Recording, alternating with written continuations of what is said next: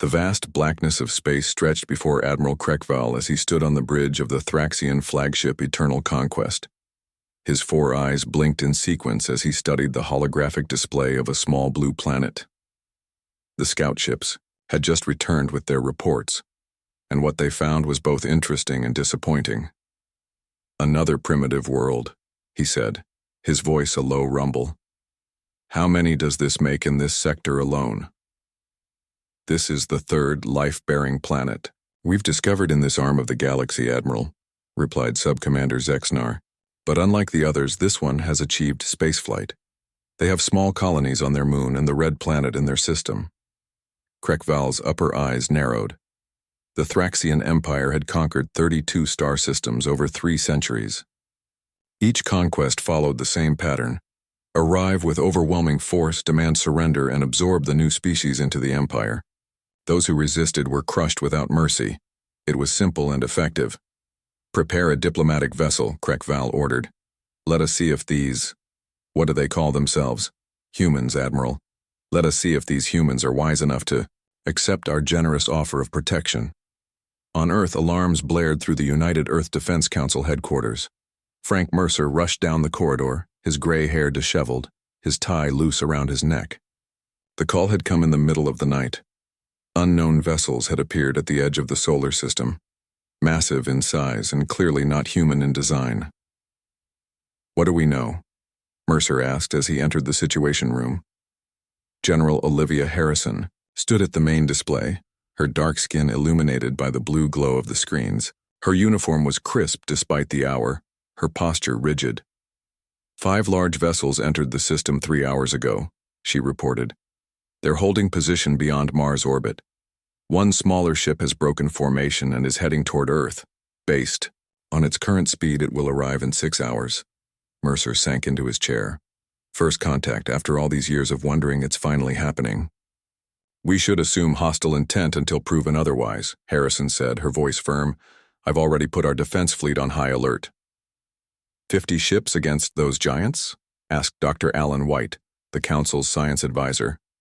"The scans show their smallest vessel is twice the size of our largest battleship." "Size isn't everything," Harrison replied, though her expression betrayed her worry. 6 hours later, the alien diplomatic vessel entered Earth orbit. Its message came through on all frequencies, automatically translated into every major human language.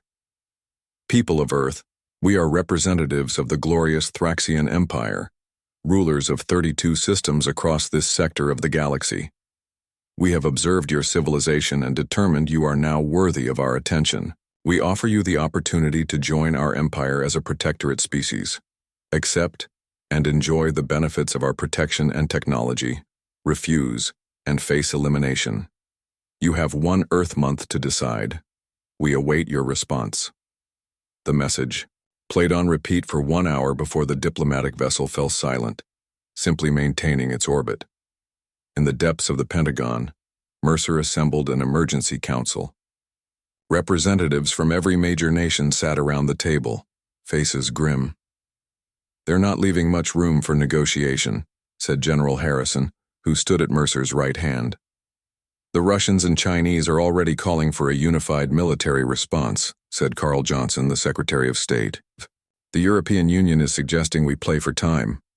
Mercer wiped sweat from his brow. "What are our actual chances if it comes to a fight?" Harrison activated the central holographic display. "Based on our scans, the main alien fleet consists of at least 5,000 warships. Each appears to possess weapons technology far beyond our own. Our entire space defense force is 50 ships. The math isn't complicated." "So we surrender?" asked the British Prime Minister, voice sharp with anger. "No," Harrison said. "We stall. Ask for more time. Get them talking.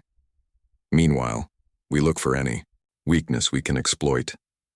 Dr. Patricia Moore, a xenobiologist who had been studying the alien transmission, raised her hand. "I might have found something," she said, her voice soft but firm. "The translation system they're using seems advanced, but there's a delay in their responses, about 3 times what we'd expect from a human." "What are you suggesting?" Mercer asked.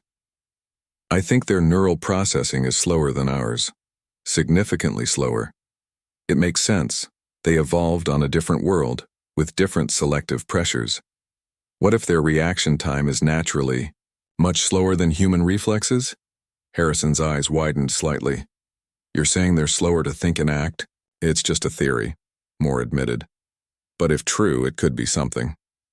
Not enough to overcome a 100-to-1 disadvantage in ships, Johnson muttered. Maybe not alone, Harrison said, mind racing. But it's a start. We need to confirm this theory, and we need to find more edges. The next morning, Earth sent its response to the Thraxian vessel. We thank the Thraxian Empire for their interest in Earth. Such an important decision requires careful consideration. We respectfully request additional time to prepare our response. And to learn more about the Empire we are being invited to join. 3 days passed before the reply came. Your request is granted. The Thraxian Empire is generous to potential subjects. You will have 1 Earth month as originally stated. Use this time wisely. Behind the scenes, humanity worked frantically. The United Earth Defense Council converted to a war footing, with Harrison coordinating global military preparations. Scientists worldwide focused on understanding the aliens, searching for any advantage. 2 weeks into the waiting period, Harrison received a report that confirmed Dr. Moore's theory. Detailed analysis of the alien communications and movements showed their neural responses were indeed slower. Humans reacted to stimuli approximately 3 times faster than the Thraxians. It's like the difference between a hummingbird and a turtle, explained Dr. Moore during a briefing. Their technology is incredible, but the beings themselves move and think more slowly than we do. In the war room, a young commander named John Peters had been listening intently. What if we built our defense around that? He asked. Forget trying to match their firepower. We focus entirely on speed and maneuverability. Harrison nodded slowly. Go on. We retool our ships for maximum acceleration and turning capability. We train our pilots to exploit the reaction gap. They'll be firing where we were, not where we are. For the first time since the aliens arrived, Harrison felt a spark of hope. It wasn't much. Humanity was still hopelessly outgunned, but it was something. Get me everything we have on ship maneuverability enhancements, she ordered, and find me our best pilots. We have 2 weeks to create a fighting force unlike anything these Thraxians have ever seen. As the deadline approached, the people of Earth watched the skies with fear and determination. They didn't know if they would survive the coming storm, but one thing was certain. Humanity would not surrender without a fight. Commander John Peters stood in the hangar bay of the lunar base, watching as engineers swarmed over the fleet of human spacecraft. They were stripping away weapon systems and armor plating, replacing them with enhanced maneuvering thrusters and experimental engine modifications. It looked wrong to his military-trained eye. Ships were supposed to be well-armored and heavily armed, not stripped down like racing vehicles. We're turning warships into sports cars, said Chief Engineer Maria Rodriguez as she approached, wiping grease from her hands. The pilots are calling them space mosquitoes now. Peters nodded. Can they still fight? They'll have basic weapons, but nothing like before, Rodriguez admitted. Everything is about speed now. If your plan works, they won't need heavy weapons. If my plan works, Peters repeated quietly. Across the base, in a secured laboratory, Section Dr. Lisa Reeves worked frantically with her team. The quantum teleportation device on the table before her was a miracle of science, the product of 15 years of research compressed into 2 desperate weeks of engineering. Try again, she ordered, her eyes red from lack of sleep. Her assistant, Paul, activated the device. On the table, a small metal sphere vanished with a soft pop. 1 second later, a monitor showed the same sphere appearing inside a sealed chamber 20 meters away. It worked, Paul exclaimed. For 20 meters, Lisa said. We needed to work for 20 kilometers minimum. She ran her fingers through her short blonde hair. But it's progress. General Harrison reviewed the reports from both teams with Frank Mercer in the Situation Room back on Earth. The deadline was 3 days away. Peters has 50 ships converted to the new specifications, Harrison explained. The pilots have been training in simulators programmed with our best guess at Thraxian reaction times. And the quantum teleportation project? Mercer asked. Harrison shook her head. Dr. Reeves has made progress, but it's not combat ready. If we had another month, maybe. We have 3 days, Mercer said flatly. What's your honest assessment, Olivia? Harrison took a deep breath. With the speed advantage alone, we might be able to hold them off for a while, maybe even take down some of their ships. But eventually, numbers will tell. 500 ships against our 50. Those aren't odds we can overcome with just fancy flying. Mercer stood and walked to the window, looking up at the night sky where, invisible to the naked eye, the Thraxian ships waited. Then we buy more time, he said finally. I'll contact the diplomatic vessel myself. The next day, Mercer's face was broadcast across the planet as he made Earth's official response to the Thraxians. After careful consideration, the people of Earth respectfully declined the offer to join the Thraxian Empire as subjects. However, we propose instead a mutual treaty of cooperation and trade between our civilizations as equals. The response came faster than expected. The Thraxian diplomatic vessel broadcast its message globally, just as Mercer had done. Your counter-proposal is rejected. The Thraxian Empire does not treat with primitives as equals. You have made your choice. Prepare for enforcement action. Within hours, the Thraxian fleet began to move. To humanity's surprise, only a portion of the massive alien armada approached Earth, approximately 500 warships. They're not even sending their whole fleet, Peters noted in the command center. They think this is enough to handle us. It probably is, Harrison replied grimly. But their overconfidence might give us an edge. The human defense fleet launched from bases on Earth, the Moon, and Mars, taking up positions in a scattered formation that puzzled the approaching Thraxians. Instead of clustering together for mutual protection, the human ships spread out seemingly vulnerable. Admiral Kreckval observed the human deployment from his command ship and made a dismissive gesture with his upper limbs. Their tactics make no sense, he said to his officers. They spread themselves thin when they should concentrate their firepower. Perhaps they intend to flee in different directions, suggested his second-in-command. It matters little, Kreckval replied. Proceed with standard attack pattern. Target their largest vessels first. The Thraxian fleet moved forward in tight formation, their massive ships advancing with overwhelming confidence. When they came within weapons range, they fired a coordinated barrage of energy weapons that should have annihilated half the human fleet in one strike. Instead, the space mosquitoes moved. The human ships accelerated at rates that shocked the Thraxian gunners, changing direction so rapidly that the alien targeting systems couldn't keep up. Energy beams sliced through empty space where human ships had been milliseconds before. Impossible, Kreckval muttered as he watched the battle unfold. Not a single human ship had been hit in the opening salvo. On the bridge of the UES Defiant, Captain Kelly Ward felt her ship shudder as the engines pushed to their limits. The G-force compensation systems were barely keeping up, and she felt the pressure in her chest as the ship executed a turn that would have torn apart a conventional vessel. Target locked, called her weapons officer. We have a clean shot at their lead destroyer's propulsion system. Fire, Ward ordered. The Defiant's remaining weapons, small compared to those it had carried before the modifications, fired precisely at the vulnerable sections of the Thraxian ship. The shots connected, causing a chain reaction through the alien vessel's engine system. Across the battlefield, the scene repeated itself. Human ships darted between the massive Thraxian vessels like angry hornets, too fast for the aliens to track effectively. The Thraxians' superior firepower meant nothing if they couldn't hit their targets. Back on Earth, Dr. Reeves watched the battle data coming in. Her team had worked through the night and made a breakthrough. Not with the range they'd hoped for, but with something potentially more valuable. General Harrison, she called over the secure line.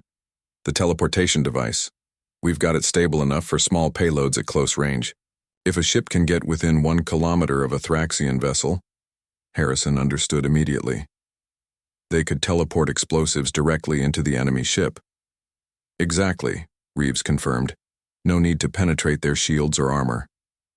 Harrison didn't hesitate. Send the specs to the fleet immediately. Any ship that can get close enough should deploy your device.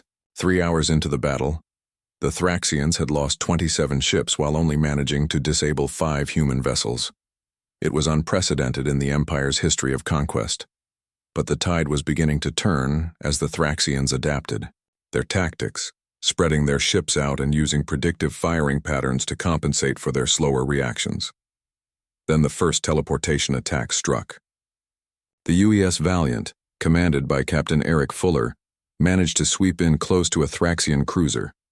For a brief moment, it looked like a suicide run. Instead of colliding, however, the human ship veered away at the last second after deploying Dr. Reeves's device. Deep within the Thraxian cruiser, a small package of high explosives materialized next to their main power core. The resulting explosion tore the alien ship apart from the inside. Admiral Krekval watched in growing horror as the impossible continued to unfold before him. These humans weren't just faster, they had somehow developed technology that could bypass all physical defenses. For the first time in his long military career, he felt something unfamiliar. Doubt. "Send a message to High Command," he ordered, his voice low. "Request reinforcements. All available ships." The first day of battle was ending, and humanity had accomplished the impossible. They had stood against the might of the Thraxian Empire and survived. 2 weeks after the first battle, Commander Steve Mason floated silently in his stealth suit less than 50 meters from a massive Thraxian cruiser. 5 other members of his special operations team drifted nearby, their suits designed to avoid detection by alien sensors. Each soldier carried a backpack containing one of Dr. Reeves's displacement devices and enough explosives to cripple a warship from within. "Remember," Mason whispered into his comm, "we place the packages at the shield generators first, then the engine control systems. 15 minutes to plant, 5 minutes to extract." Lieutenant Grace Wilson, his second in command, checked her. "Oxygen readout. If we're not out in 20 minutes, we won't have enough air to make it back to the pickup point." "Then we'd better not be late," Mason replied. They activated their short-range personal teleporters, a modified version of Reeves's technology that could transport a single human through a ship's hull, and vanished from space. Inside the Thraxian vessel, Mason materialized in a dimly lit corridor. The air was breathable but had a strange metallic taste. The gravity was slightly lower than Earth normal. He checked his tracker. The shield generator was 2 levels down. The team moved through the alien ship with practiced skill. They had trained for this mission using virtual simulations built from data gathered during previous encounters. The Thraxians they encountered moved with ponderous caution, their reactions so slow by human standards that the special ops team could often slip past without being noticed. When they couldn't avoid contact, the results were one-sided. A Thraxian engineer spotted Wilson as she rounded a corner. The alien reached for its communication device, moving as if underwater from a human perspective. Wilson's stunner hit it before its fingers had moved halfway to the call button. 23 minutes later, the team regrouped at the extraction point, breathing hard. "All charges placed," reported Sergeant Pete Daniels. "Detonation in 2 minutes." "That's cutting it close on oxygen," Wilson noted, her oxygen gauge now flashing red. "Then, let's not waste any more time," Mason said. Activating his teleporter, the team vanished, reappearing in space near their hidden shuttle. As they pushed toward their extraction vessel, the Thraxian cruiser behind them suddenly erupted with internal explosions. First the shields failed, then the engines went dark, and finally the weapon system shut down. The massive ship didn't explode, that wasn't the mission objective. Instead, it drifted helplessly, effectively removed from the battle without destroying the thousands of Thraxian crew members aboard. Back at Earth Defense Headquarters, Frank Mercer read the latest mission reports with a mix of pride and concern. In the 2 weeks since the first engagement, human forces had disabled over 40 Thraxian vessels using the new teleportation strike teams. Admiral Krekval had responded by pulling his fleet back to a defensive position, clearly rethinking his approach to the surprisingly dangerous humans. "We've bought ourselves some time," General Harrison said as she joined Mercer by the situation map. But our intel suggests the main Thraxian fleet is on the move. They're sending everything they have. How many ships? Mercer asked. Over 5,000, Harrison replied quietly. 100 times our remaining fleet. Mercer's face remained steady, but his hands tightened around the edge of the table. And how are our new initiatives progressing? Operation Lighthouse is ready, Harrison said. Dr. Reeves has managed to adapt the displacement technology to work at greater distances. We can now target Thraxian installations up to 2 light minutes away. That brings several of their forward bases into range, Mercer noted. Yes, Harrison confirmed. And Commander Peters has identified 3 critical targets: their main communications relay, their primary fuel depot, and their forward command center. Mercer considered this information. The defensive victory had been impressive, but the Thraxians still vastly outnumbered humanity. Playing defense would eventually lead to defeat. Taking the fight to the enemy might be their only chance. Authorize Operation Lighthouse, he said finally. Let's show them we can hit them where they live. 3 days later, Commander Peters led a small task force of 6 ships toward the edge of the solar system. His flagship, the UES Intrepid, carried an enhanced version of the displacement device capable of sending a special ops team to the Thraxian communications relay station, orbiting a gas giant 2 light minutes from their position. Displacement drive charging, reported his tactical officer. 90 seconds to full power. Peters watched the countdown timer, aware of how much rested on this mission. The Thraxians had adapted to human tactics in local space, adding multiple layers of internal security to their ships and developing faster response protocols. But they wouldn't expect humans to strike at targets outside the Sol system. Team ready for displacement, announced Lieutenant Kim, the leader of the Special Ops unit waiting in the teleportation chamber. Good hunting, Peters replied over the comm. Remember, your primary objective is to download their star charts and communication codes. The sabotage is secondary. The displacement drive hummed to full power. Lieutenant Kim and her team of 4 vanished in a flash of blue light, teleported across vast distances to the alien relay station. For 30 tense minutes, the Intrepid maintained position, waiting for any sign that the mission had succeeded. Finally, the displacement drive activated again, and 4 of the 5 team members materialized in the chamber, Kim clutching a data storage device in her hand. Mission accomplished, she reported, her face pale but triumphant. We lost Carter. Security was heavier than expected, but we got what we came for and set the charges. The relay station will go offline in approximately 10 minutes, Peters immediately ordered the task force to return to Earth at maximum speed. The data they'd acquired would be invaluable for the next phase of operations. When they arrived back at headquarters, the information was even more valuable than they'd hoped. The Thraxian star charts revealed not just the location of their military bases, but their supply lines, vulnerable outposts, and the movement patterns of their fleets. General Harrison quickly authorized additional strikes.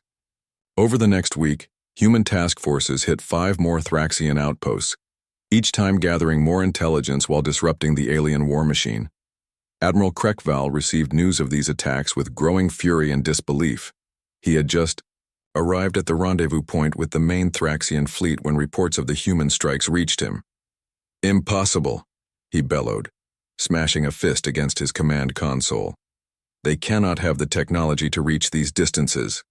His chief science officer cowered slightly. The evidence suggests they have developed some form of targeted teleportation technology that exceeds our own capabilities.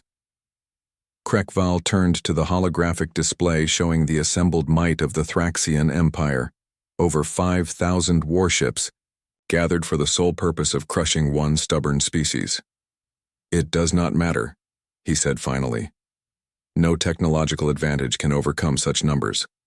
We will crush these humans with the full might of the Empire. But deep in his forehearts, a feeling he had never known before continued to grow: fear.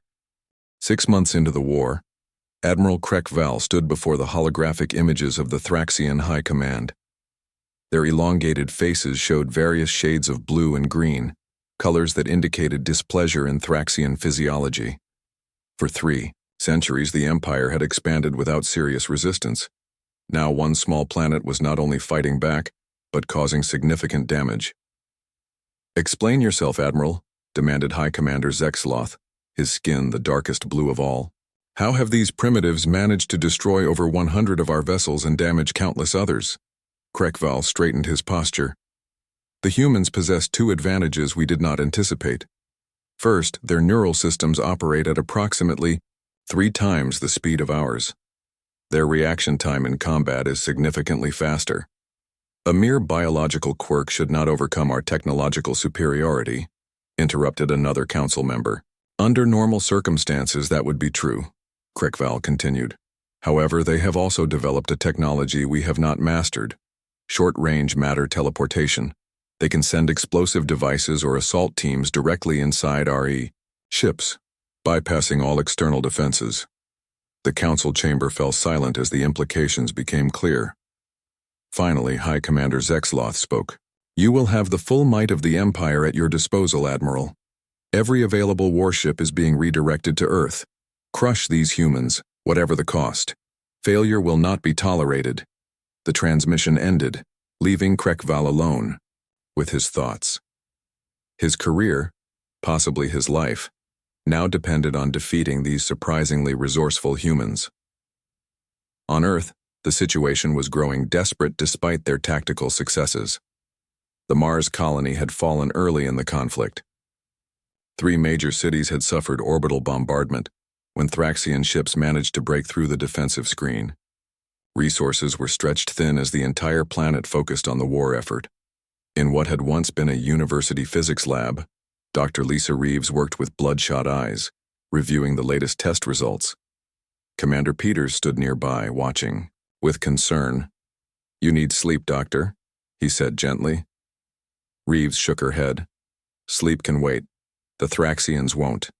She pointed to the display showing the results of their latest experiment. "We've managed to modify the displacement technology to target fuel systems specifically. The nanites can identify Thraxian fuel compounds and trigger a chain reaction." "How effective would this be?" Peters asked. "If we can deploy it simultaneously across multiple ships, we could disable hundreds at once," she explained. "But we'd need to get displacement packages close enough to their fleet to make it work, and we'd need to build enough devices." Peters nodded slowly. "Resources are tight, but I'll talk to General Harrison. This might be our best shot at countering their numbers." In the main war room, General Harrison and Director Mercer reviewed the latest intelligence reports. The large display showed thousands of red dots moving toward Earth. The full Thraxian fleet was on its way. "Our sources indicate they'll arrive in approximately 2 weeks, Harrison said, her voice steady despite the overwhelming force displayed on the screen. Mercer had aged visibly over the past months, new lines etched into his face. "What's the status of our fleet?" "We're down to 12 fully operational warships," Harrison replied. "Another 15 are undergoing repairs that may or may not be completed in time." 12 ships against 5,000, Mercer whispered. "Commander, Peters believes Dr. Reeves's new fuel targeting system could even those odds somewhat," Harrison said, bringing up the details of the proposed operation. "If we can get close enough to deploy it against their main fleet, the risk would be enormous," Mercer noted. "Yes," Harrison agreed, "but I don't see many alternatives." After careful consideration, the plan was approved. Every available resource was directed toward manufacturing the specialized nanite bombs that Dr. Reeves had designed. Meanwhile, Commander Peters worked with the remaining ship captains to develop the most desperate strategy yet. Captain Kelly Ward, one of the few original ship commanders still alive, studied the plan with a grim expression. "So we're hiding in the asteroid belt.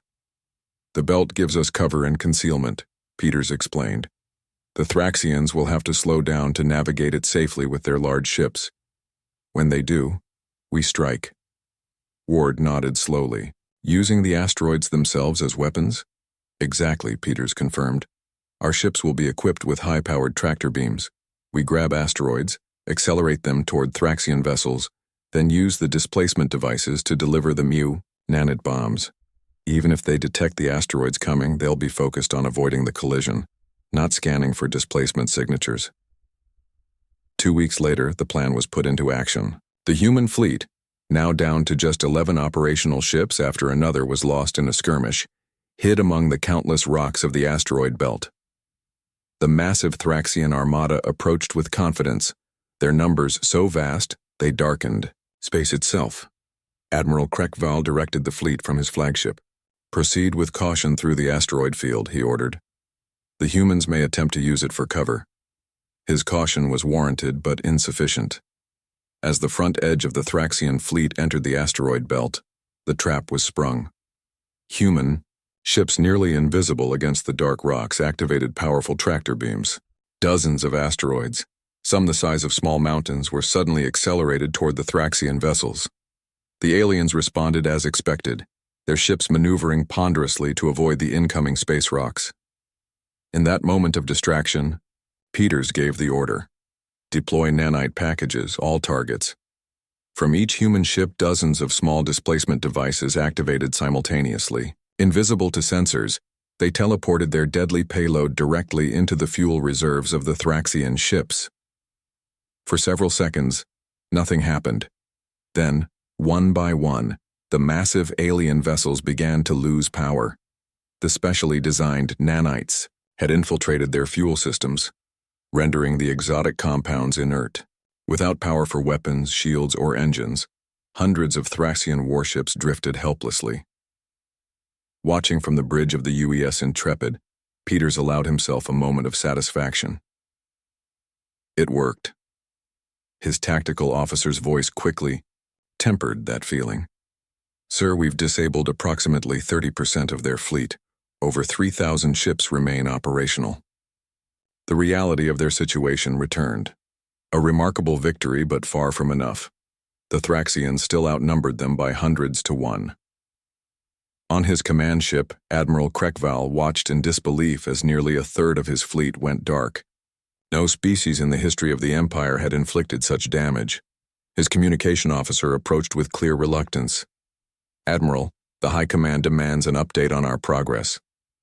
Krekval stared at the disabled ships floating uselessly among the asteroids. How could he explain this? His four eyes narrowed as determination replaced shock.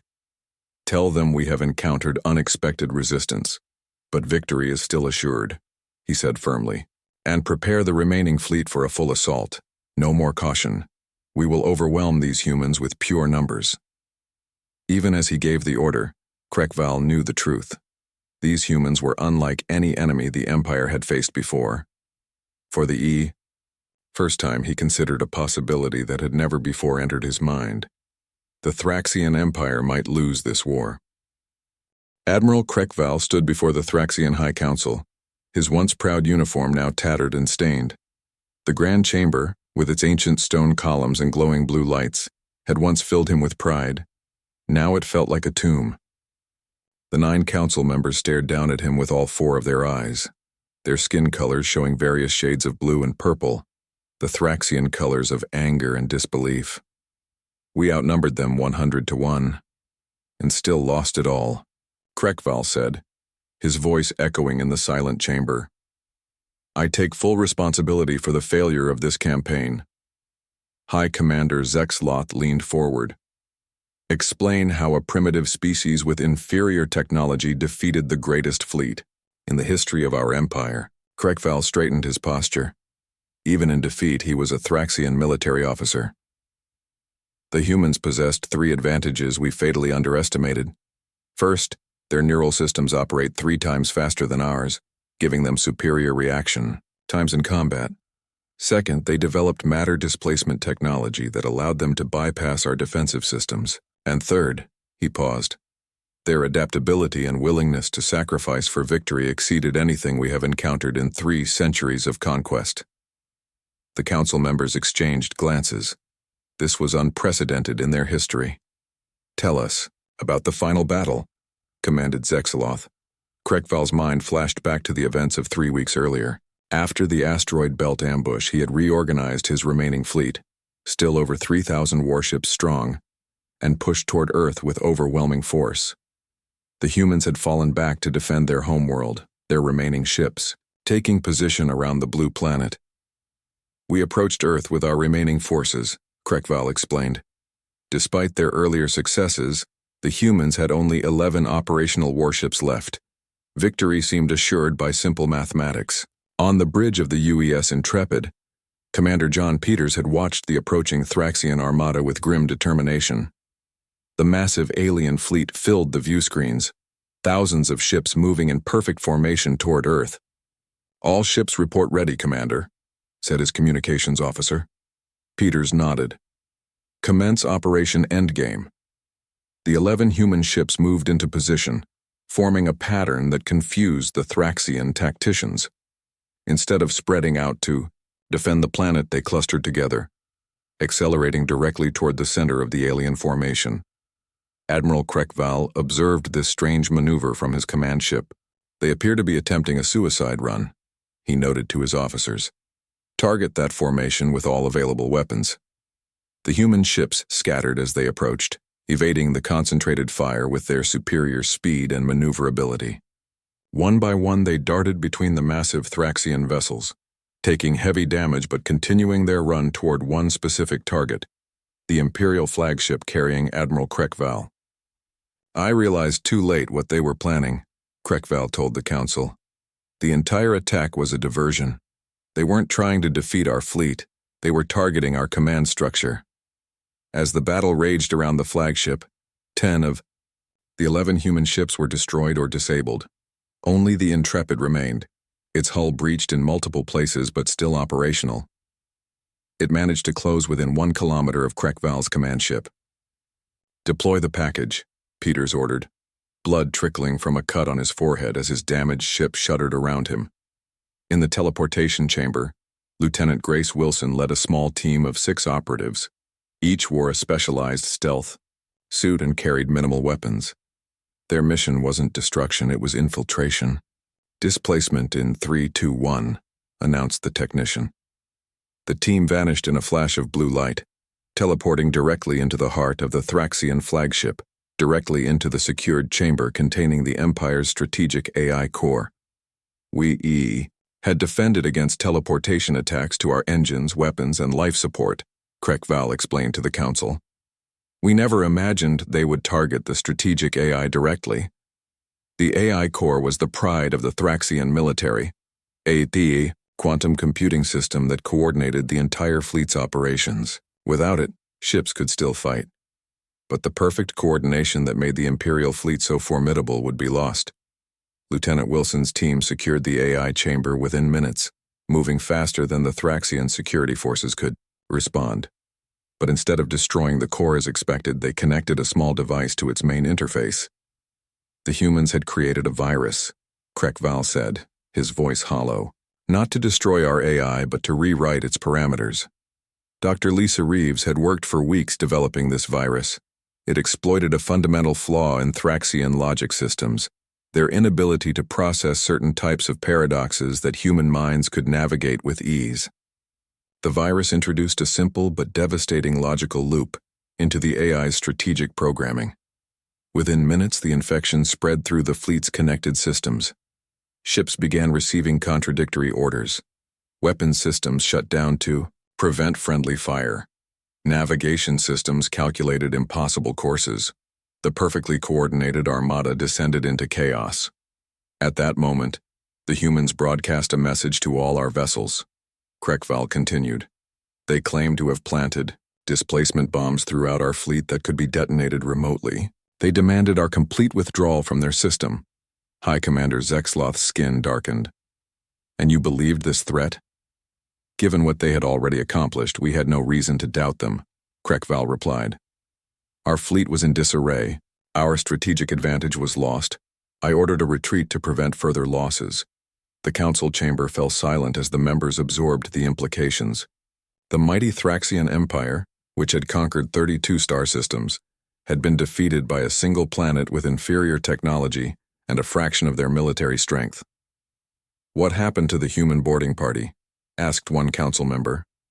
5 of the 6 were killed during extraction, Kreckval said. "We captured one, Lieutenant Wilson. She is now being studied by our scientists to better understand human capabilities." Zexloth rose from his seat, towering over the defeated Admiral. And what would you have us do now, Admiral? Return with an even larger fleet? Destroy this troublesome planet once and for all? Krekval raised all four of his eyes to meet the High Commander's gaze. I would advise against that, Commander. The humans now have samples of our technology. They learn and adapt faster than any species we have encountered. When we next face them, they will not be technologically inferior. And their other advantages, their speed, their creativity, their determination, those will remain. He straightened to his full height. For the first time in our history, I recommend we establish a formal border with another species and respect their territory. The humans have earned this much. Murmurs of shock rippled through the council chamber. Such a suggestion was unprecedented. You suggest we show weakness? Zexloth growled. I suggest we show wisdom, Krekval replied. These humans defeated us when all odds favored our victory.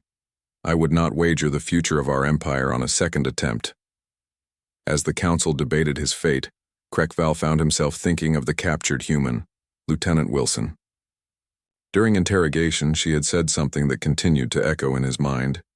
We don't want your empire. We just want to be left alone. But if you come back, we'll be ready.